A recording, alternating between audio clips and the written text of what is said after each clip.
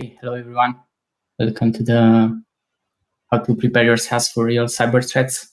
I think we will wait 2 more seconds, to see if people are joining, and then we will just get started.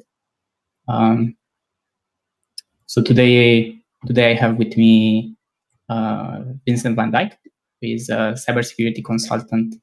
He's the owner of Security Scientist, and he has an executive master degree in IT and cybersecurity management. He has been working in cybersecurity for about 5 years and about 7 years in data science.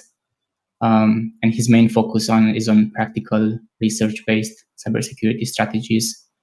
And I'm Andre. I'm an offensive cybersecurity researcher as well, and I have more than 5 years of experience working with companies in Europe, USA, Asia. My main focus is mostly on the technical side, precisely on the pen testing area. And during my career, I performed a wide range of pen tests on web application, APIs, source code reviews. So let's get started, Vincent, shall we? Let's see how what we will talk about today, and then I will let you take the mic and cover the most details, like how is your SaaS product at risk of cybersecurity attacks? How do we keep the data safe? How do we protect our customers, right?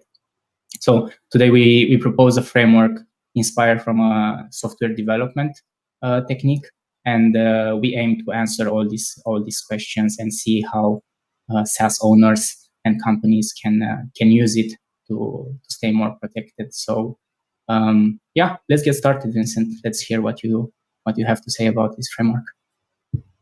First of all, good to see some very familiar faces in the chat. Really love it.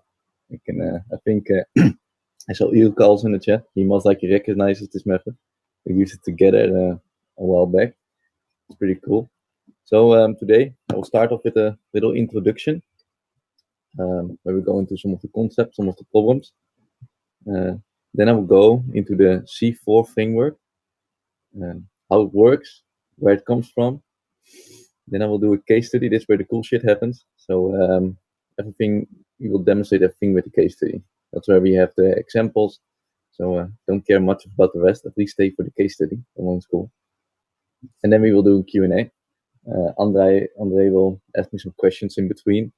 If you guys have questions, just put them in the chat. We will make at least sure that we will answer them at the end in the Q&A. So once it comes to SaaS applications or software in general, we basically see 2 problems. And the first one is we don't really know if we missed any threats or issues. Very often we tend to do a very wide or high level risk assessment or threat model, but we don't really know if we covered every part. And the issue with that is if you don't know that, then it's going to be very hard to find good security solutions that really match your specific threats, problem, and risks. And that's why we came with the C4 framework.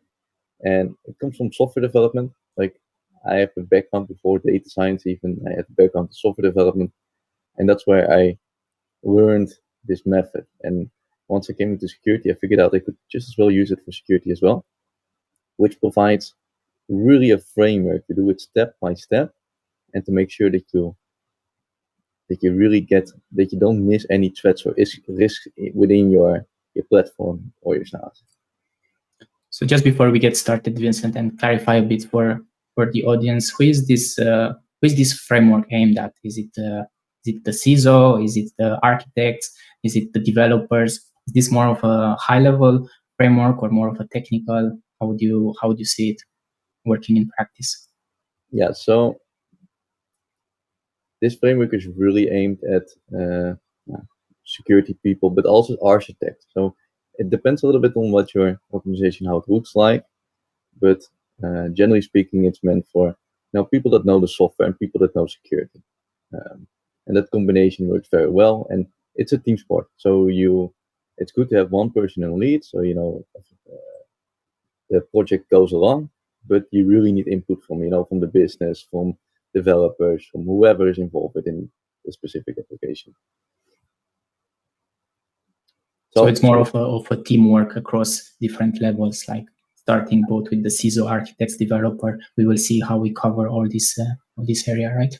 Yeah, exactly. So it's really for those people. And some of the benefits that we experience, and that's also the reason why I started using it in the first place, is first of all, you gain some sense of control. So because you really cover every part of the application, you gain visibility, you know where your threats lie, you know how the software works, and because of that, you gain control. And like I said, mentioned visibility. Visibility in this case means control, because if you have the right visibility, you can also control. It's very hard to control what you don't know, right? Then you can use that same visibility to justify investments.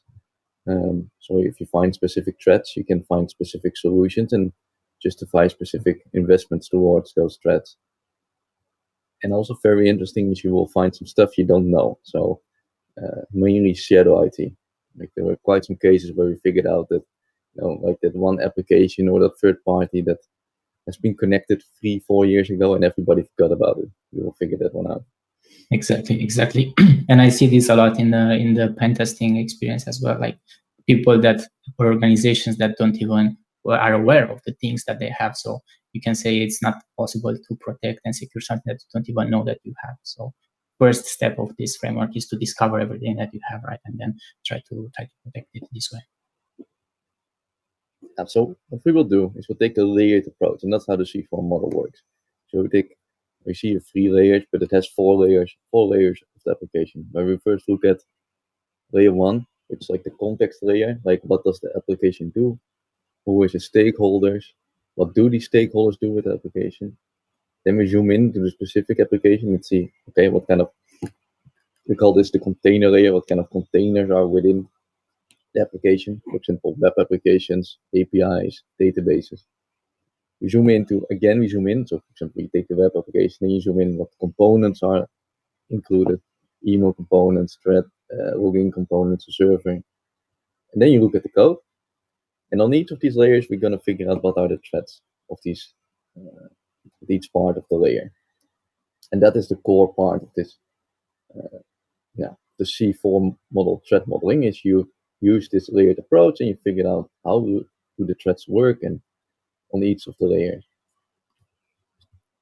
And basically what you will learn is how to secure your SaaS, because you can figure out where the threats lie and then know where you should secure it and how you should secure it. You find these specific threats. And lastly, this is also very cool, is you'll learn how to model your application and at the same time very often understand how that application works. Okay, we have a beautiful case. And our case is Promotion Force. And what Promotion Force is, it's an application for marketers to log in, put in email addresses, and send emails to those email addresses. So that, for example, marketers could use this imaginary SaaS solution to send emails to customers, to potential clients, etc. And what they do is they create promotion emails within the platform, and they can send those emails out to their audience. And in our perspective, we own Promotion Force. So just think about it. We just built Promotion Force from the ground up. It's our SaaS. We own it, and the marketers are our customers that use our platform. So when you say that we own the Promotion Force, does that mean that anyone who wants to use this C4 framework, do they have to own the whole product? Because we see in today's organizations, like the product is so huge, there are multiple product owners and each one of them have a part of the product, right? Does this work also if you own just let's say a few features or just a part of it, just a module, or you have to own the whole product? And so you can definitely just own a feature. It's very good to do this as well, because you can figure out how does my feature work in the bigger picture. And at the same time also figure out how does my feature work, like on different layers. As a software developer, I definitely use it more on that level, because very often you start out with a feature and then you figure out, oh wait, my feature is a little bit bigger than expected, and you start modeling it out. Another thing is you can also use it if you have like use SaaS applications. So for example, you might use Google, Microsoft, Salesforce, I don't know what you're using. But I also use it in supplier management, where we took all these suppliers and started modeling out the suppliers and finding different threats within these suppliers and their applications. Of course, you have a little less control, like on what kind of solutions you use to solve these threats, but it works very well also for supplier management cases. But in our case now, we are acting like we own Promotion Force. So as Promotion Force, we want to look at risks, and we use this risk to focus our efforts. And let's say in Promotion Force, we have 3 high-level risks. So one is we don't like ransomware, because honestly, who does? It's annoying for everyone. We have a reputation risk, which could be happening, because of data breaches or features not working, etc. Or we have our platform can go down. Like if our platform goes down, customers or marketers cannot send out their beautiful promotion emails anymore, then it doesn't work. It's always good to, in any effort that you do with this, is to focus on a specific risk, because otherwise it becomes too broad. So in our case, we will focus on what are the ways that a platform can go down, which prevents our customers from using the platform, in turn that disrupts our business. So if we go into the different layers and we start with layer 1, we see that we have our marketers and they write promotion emails, and they do that within Promotion Force. So in this layer, we really set the context of the application, and in Promotion Force in turn sends those promotion emails to the audience. And if you look at our risk, we know that 1, the platform could break, and then it doesn't work, or the platform gets hacked, and then most likely it doesn't work either. So we see very, very high level that there are 2 ways that this can break down. Again, very high level, because we're on the first layer. Now, if we take this out and we take these threads out and we model it in a tree, we see on the highest level the platform can go down, but we get some more context, we get some more depth. So we see that the platform can either break, which makes the platform goes down, or the platform can get hacked. Now, because this is like a zooming game, we zooming into each of the different layers, we will focus on how can this platform get hacked. That's our initial focus. And then we're going to zoom in. So we're going to become a little bit more specific. And the way we become more specific is by looking at the container layer, the second layer. So what we see is marketers that connect to Promotion Force, and they actually connect to the web application, right? So they connect to the web interface, which might look something like that, like we saw earlier, which is one of the components, but it's not everything, right?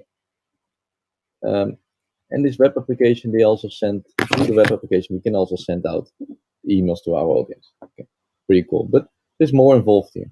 For example, we also have an API in this case, and the API works as like a man in the middle, which crunches all the data, which takes all the actions and manages that the web applications connection to the database. So the API connects to the database. So we see a little bit more depth, still pretty high level.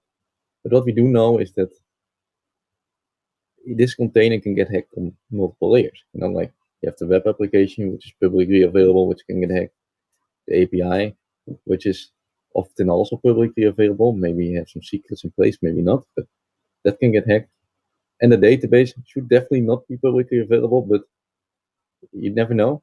So it could be hacked as a separate instance as well. So what happens on our attack tree is we see the platform can get hacked on 3 different ways on the container. So the API can get hacked, web application, and database. We gain a little bit more depth.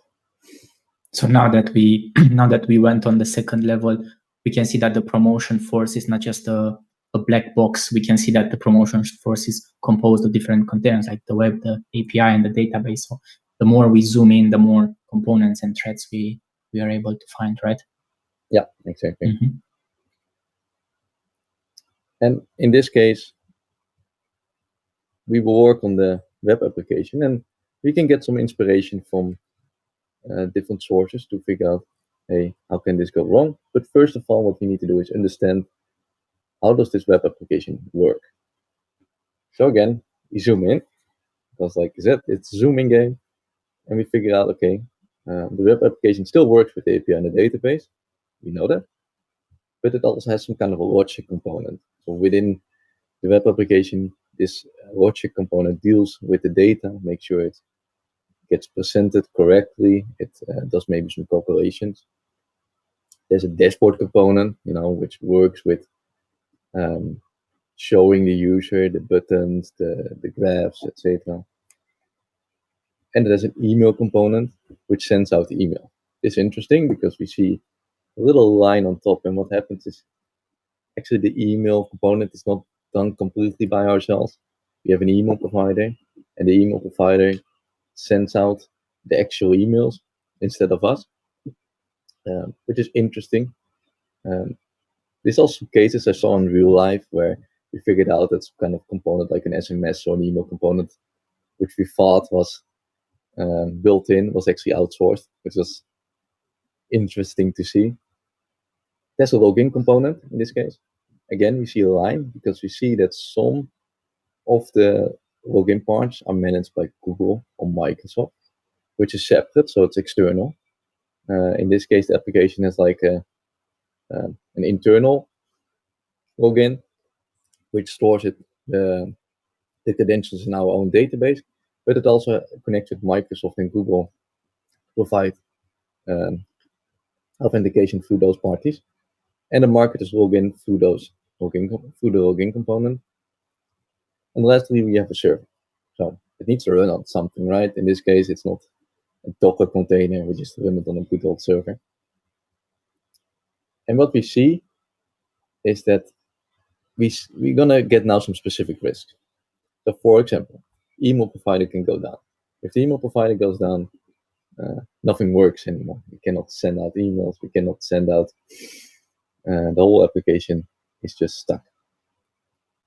Now, the server can get hacked, which is also very interesting, because the server could run on, Azure or AWS, and it might be open or not. It needs to be protected. So, and if the server goes down, then the application doesn't run anymore. So that's interesting. And we could have a login bypass, for example, in this case. So there might be some flaws within the login component which allows hackers to come in and either steal things from the application or destroy it altogether. So I see that in many of these cases, when we describe these components, we use quite a generic term, like it gets hacked, right? Like the email provider gets hacked, the login is bypassed, the server gets hacked. But for people who are actually trying to list the threats, is there a way to maybe find the list? Like, how do they come up with ideas of what could go wrong? For example, in the web application, in the logic component, or so on. Like, how do you come up with these threats? Yeah, so one thing you can do is you can look at, for example, the OWASP top 10. They have like a top 10 list for APIs, for web application, for database. They have a top 10 list of threats. I would definitely use those. So you check those and check in which components currently are those threats happening. Are those threats even relevant to me? This all doesn't cover everything. So for example, the email provider of the external parties going down is often not a part of it. So it's also good to just do some logical brainstorming and keep asking yourself the question, what can go wrong in this component? What's the issue here? How does it connect to other things? What happens if it goes down? Like in this case, sense of the email provider, then the application just doesn't work. You cannot send out the emails anymore. So there are multiple ways to figure that out. But OWASP is definitely a good one to start. So if you look at the threat tree, we can dive a little bit deeper. So if you look at the web application, you can figure out, hey, it can go wrong on multiple ways. Component threats, email provider can go down, login bypass, and server hack. Again, it's a zooming game. So then we're going to zoom into login bypass and figure out, how can this happen? What are the underlying threats that this might be possible? And now we become very, very specific. So on the code level, how does it look like in here? So we have an internal login which stores the credentials within our application. within our own database, which is this one. And we have an external login, which is connected to Google, connected to Azure, maybe something else. And that uses this piece of code. What do we see here is in the internal login, we already see a threat happening. We see a potential backdoor account, very logical, shown to us. So in this case, it's like if any user logs in with testing its username, it can log in without checking the password. It's just like a backdoor. So why would a developer or why would a company deploy such a insecure login, to the production? It's obviously that it's unsecure, and I see this in my pen tests as well. But just for people watching us, why would they end up with such a piece of code in production? But very often, it's the case that you're testing out your application, and the developers do that in the test environment. And to speed testing up a little bit, they might implement some tricky tools like a backdoor account to test a little bit faster. But they often forget to remove it, or they accidentally push it anyway, and without the right reviewing, it ends up in production. And that's how it ends up in production. So it's often not the case that people do this on purpose. It's more like a part of development, a part of testing. And on external login, we also see a threat. Like this could be misconfigured, which we show with this beautiful case that actually is misconfigured. So in our case, if you want to, if you become a client of Promotion Force, we will allow your domain name to use an external system.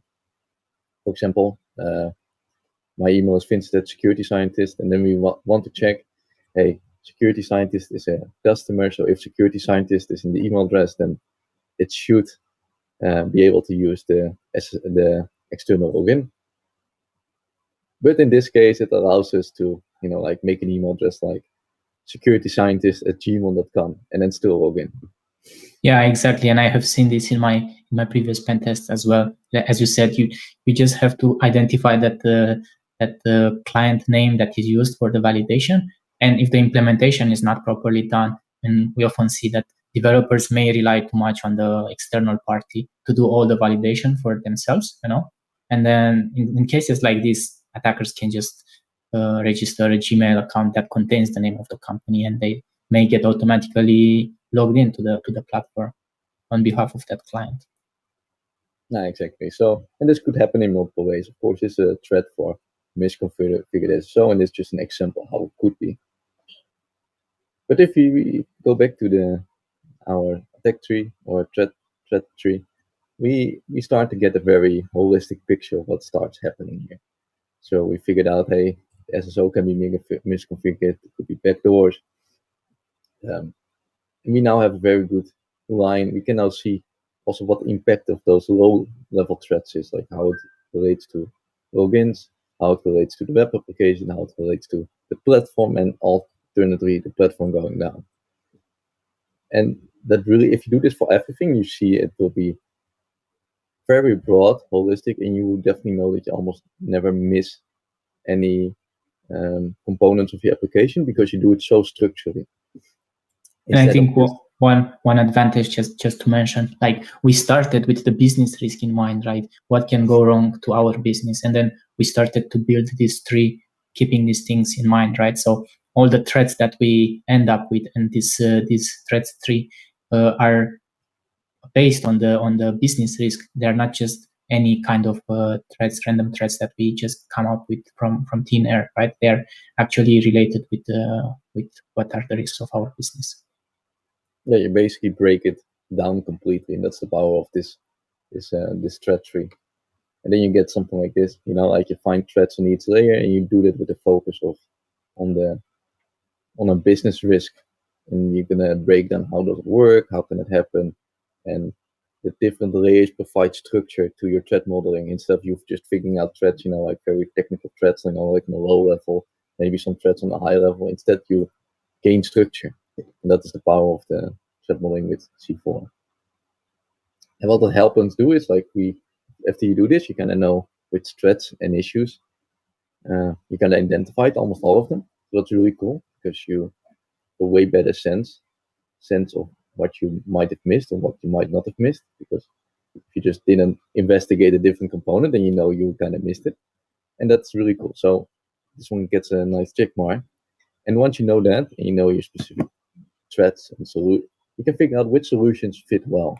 And you often figure out that your solutions might not need a very expensive solution, because you just can change the way a piece of code works, or how the external provider works, or maybe use a backup external provider. So you can be very specific with your solutions. So that gets a nice check mark as well. So this tells you what solution do you actually need. So you don't have to shop for all the solution, and you can focus your investments on the products and services that you actually need. For example, in the test case that we just saw, I think a good solutions would be the code scanner, like a static code analysis, could have detected the hard-coded credentials, the test credentials, and then maybe some code review of the SSO implementation, right? So when we started seeing this box at the beginning, which is a SaaS product, we didn't exactly know like what products do we need to buy and what services. And by the time we went through all these three, we can see that these could be two very good potential products that are worth our investment, right? Yeah, and also even if you have the product, like if you implement static code analysis, you're most likely going to get so many alerts, you don't know what the hell to do with it. And now you can focus your solution as well. So you can say, look, these are the most risky components, these with the highest threat, so let's focus our efforts mostly on those, also with the results you get. Same for pen testing, right? Like if you hire Andre for a pen test, and you already did this in advance, then he knows where to focus on, where the risk lies, and most likely he can get a cheaper pen test, and even most likely a more focused pen test. So the results are also way better, because you know how the results of the specific pen test relate to your application and relate into your business risk. Yeah, exactly. I feel that I see this a lot in the pen test and the consulting, where there companies just come and say, we have this product and we want it pen tested, and all you can do is like, okay, I will try to do my best and cover as much as possible. But without a structure like this, without a tree that tells you where the main business risks are, right?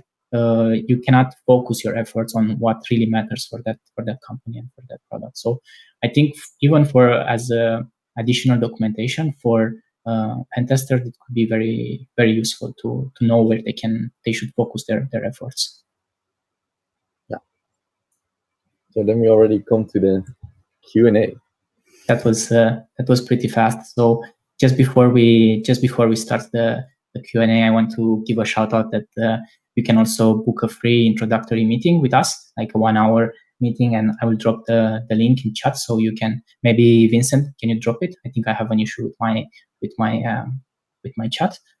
So you can book an introductory meeting with us for 1 hour, and then there we can have a casual talk. We can see what are your what are the main risks that your product or your business may be at, and how the C4 framework can help you to mitigate this and to map them, to map the attack. And for those of you that are signing up today, we are giving away a 1-day cybersecurity workshop. So me and Vincent will pick up one of the companies that are signing up today, and we will work together on a more deep level for 1 day to see how we can help them and how they can get started, right? So I think that the link should be the one that you see on the slide. But Vincent, did you manage to copy the link there? Yeah, I put the nice, very nice, perfect. So let's see if we have any questions from the chat, because otherwise I have some questions that maybe people would be interested in. Someone is asking if the session will be available to watch back. Yeah, we will have it recorded, and then you can find it also on LinkedIn, and upload it to YouTube, and we will see what other platforms we will support. But just follow up on us on the next days on LinkedIn, and we will probably let you know where you can find the whole recording. So Vincent, this is very interesting framework, and it seems that brings a lot of value. But how is a company getting started with this? Like, do they just pick up a piece of paper and pen and start writing, or where does it start? So the best thing to start is just Google C4 model. you'll figure out, you'll get the official documentation of C4 model, and that you can use first to start at least to layer 1 and 2, figure out how does your application work, what is involved, what are the components involved. And from there, you can start looking at, figure out the business risks, the risks you want to cover, and start doing the threat modeling. And most likely you're going to, from that point on, you're going to involve some different people, right?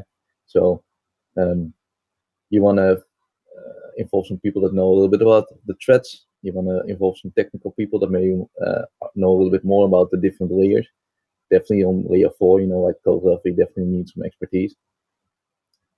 And from there, you start building it out. And that will give you a simple way to get started and build out that threat tree. Very nice, very nice. So it should be quite straightforward, at least in the first level, where the more top level are involved. For example, the sales people or the CISO, let's say. So it doesn't require so much technical expertise, at least in the beginning. And maybe people would like to know, like, how long is this whole process usually taking? Is it something that should be done once and we are done? Or is it something that we have to do it every quarter? How exactly does it work? How long does the whole process take? Yeah, so normally you need to take out a week to do this correctly. But just to give a good example, we had a customer and they had like 26, 30 applications. And the first 3 applications, so we did 3 within a week. So that took quite some time. But the second one, then we went into the second week. We did the last 23 application or something in the second week. So the more you do it and the more you get aware of the context and the systems, you start doing it faster and faster. Yeah, that is mainly the thing. And once you have it set up, it becomes very easy in the future, like every month, every quarter, whenever it becomes relevant to update it with new threads, new components which are related. But updating is way easier. Like, it doesn't take as much time, but it takes some time in the beginning to do it right. Yeah, exactly. At least until people understand how it works, how it's structured, and who should ask for documentation, who should be involved in the whole process, right? What are the right people? And then things start to move faster and faster. And once we get to update it, we can definitely do this much faster. So it seems that we have some questions in the chat. What can we do if we are not the SaaS provider, but we rely on someone who provides the SaaS service for us? So this is a very good question, and you covered a bit of this topic in the beginning, Vincent, but maybe you can explain a bit more, like, can someone that just uses the service use this framework to secure it, or how exactly does it work? Yeah, actually, personally, I use it in supplier management. Not that you use it for every application that you have in your portfolio, but you try to do it at least for the most important ones. You can kind of do the same process, but most likely you won't go as much in depth. So you most likely take, you go the first two layers mainly. That's where you focus on, and so you figure out, what are the features, what are the stakeholders, what are the different components. For example, let's say you have software from Atlassian, let's say a service desk, then you can figure out, oh, there's a service desk which has a chat, it has email, you can start figuring those parts out. And then you start looking at the threats, but you look at threats in a different way, because you don't look at how did we build it, you look more on like how did we configure it, right? Like, how are we dealing with access management? Could it be that people have too much permissions? Or how did this supplier do in the past? Like, are the components which might break over time? Or are there dangerous components? Like, we had a service desk and it has like bulk actions, and it went wrong multiple times that, one of the employees used the bulk action and then emailed out like 30 to 40 customers at the same time with emails which they shouldn't have received. You will start figuring out those components out, and the threats, but it's a little bit different approach. You look more on how it's configured and how it's used. So just another question that we have in the chat is, our focus is mostly on the threat tree, but do we have anything to say regarding the techniques specific to each level? So one thing that you mentioned, Vincent, during the presentation is that we can use the tree in combination with OWASP, Plan, for example, or NIST, or MITRE framework, where we get inspiration on what attacks can happen at each level. And from my perspective, something that can be of value is to have, for example, a consultant who is a bit more technical and have a brainstorming session. Once you have the tree, you have a brainstorming session, let's say 1 day, 2 days, and you go at each level, at each component, and you try to see what can go wrong, what we didn't think about. But this is how I see it. Maybe Vincent, you have something more to add. Not so you there are multiple ways we can go with it. I often also see people just putting it on whiteboarding and just starting, just to draw on it. C4 actually has another method, which they call risk storming, and also very interesting to see, where they start putting the threats more specifically on the diagrams instead of you making like a second threat tree next to it, which is also very interesting. So you just take it on and then start drawing on top of it and start disagreeing and agreeing, which is very, very cool. Regarding also with inspiration, what are the different threats on the different layers? So on the lower layers, you want more look at standards and that are a little bit more code related. And on the higher level, you look a little bit more. You can look at a little bit more at different kind of reports, like the Verizon data breach report. It doesn't really tell you the technical details, but it tells you, hey, most hacks happen through web applications. So maybe we should increase the risk of the web application, right? So you can use different standards and reports on each of the different layers. Exactly, and I think a very nice way to present this tree would also be to include at each level the standards that can be used for that specific one. So, for example, at the C4 level, at the 4 level, you want to include a standard for security coding, and at the 3rd level, maybe OWASP, and at the 2nd level, the one that you just mentioned. So people can actually quickly jump into this standards and quickly find inspiration for specific threats at that level. André, I see another comment from Todd. It doesn't show up in our platform here. It shows up on LinkedIn. It's a little okay. weird. I might have missed it. He was asking, is passkey likely be the next generation of solution for authentication? Very specific question, by the way. Actually, not totally sure. Depends on who you have. If you're business to business customers or customers, like individual customers. I think in individual customers, I don't think passkeys are very. I don't think they're the future, but maybe for business to business customers, it might be more of an option. Yeah. I don't know if he's still in chat, but I hope it answered the question.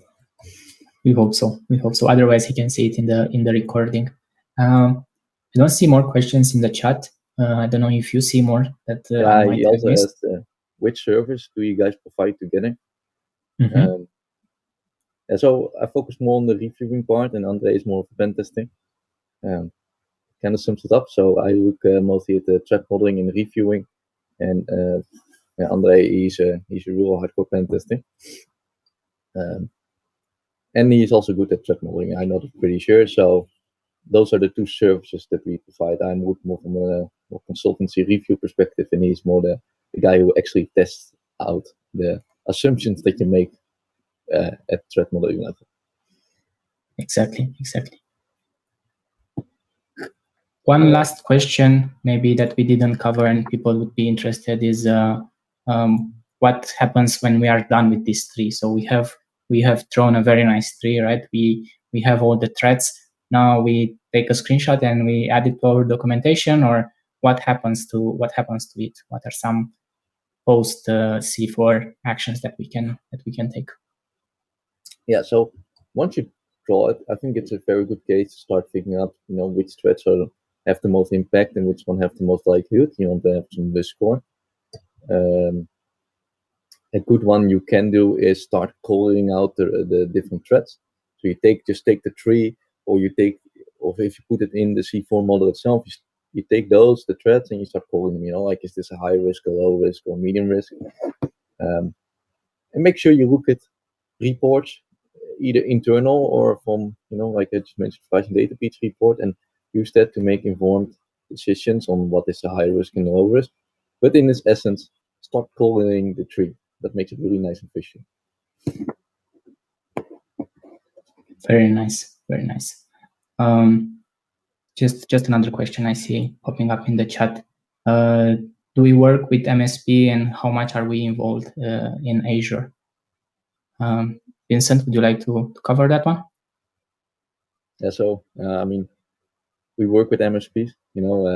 I get most of my customers actually through MSPs, although we're not one ourselves. But we work very often together with it. So that answers the first question. The second question, how much do we do with Azure? We just finished. I just finished one threat modeling, C4 threat modeling, and review also on Azure. It was a part both, so we had the code and the Azure. So yeah, we definitely do that. We also do Azure. Yeah, Vincent is mostly focused on the reviewing part, and I'm also certified the pen tester for the Azure side. So we could say that we are covering that side pretty well as well. Yeah. Is there anything else that you feel that we didn't cover, Vincent, or should we wrap it up for today? Since that it was quite a nice session, I must say. Yeah, I think it was really good sessions. I mean, I think we covered enough information. If you start diving deeper into it, you most likely get some new questions, some other insights. But that's mostly for now too much. But if these questions ever come up, you don't need to book the one-by-one call. Just on LinkedIn, just give us a message and we will answer it. Exactly. Or send me an email. You can on my website. You can find my email. Whenever there's a question, just contact us. Very nice, very nice. But thank you very much, Vincent, for being today and doing this session together. It was a real pleasure. And I hope you guys enjoyed it. And maybe we can do more of this if people are interested in the future. Yeah, thank you very much. And also thanks for thanking us in the comment. That really makes it worth it. Exactly. Very nice. Have a very nice day, guys. And maybe I'll see you next time. Cheers.